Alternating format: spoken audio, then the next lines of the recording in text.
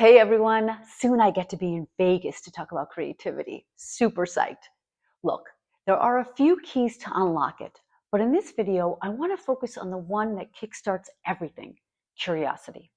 Most people think creativity is something you either have or you don't, like it's a gift some people got and others didn't. But that's not how it works. You're human, which means you're already creative. The question is whether you know how to access it. And here's the thing. It starts with getting curious about the why behind behavior. Most of us observe what people do and we think we understand. A customer buys something, a client pushes back, a stakeholder says no. We see the action and we move on. But the real insight, the one thing that unlocks genuinely creative thinking, is buried in the why.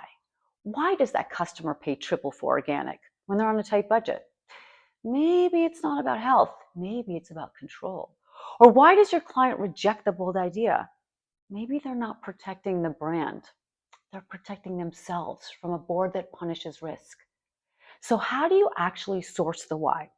Start with what already exists. Company data, published research, cultural trends. Then tap AI to surface patterns you might miss. But don't stop there.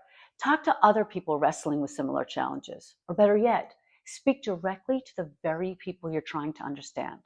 And pay attention to material culture. That is, the books they read, the movies they watch, the fashion they choose. Because culture is a language, and people tell you who they are through what they surround themselves with.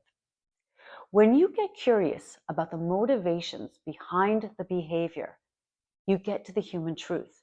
And it's human truth which is the foundation of creativity that really matters. So that's what I'm going to go out there and talk about. Stop starting with solutions and start with the why. Get curious about the humans you're trying to reach, because your creativity doesn't live in having the right answer. It lives in asking the better question. Let's see how it lands.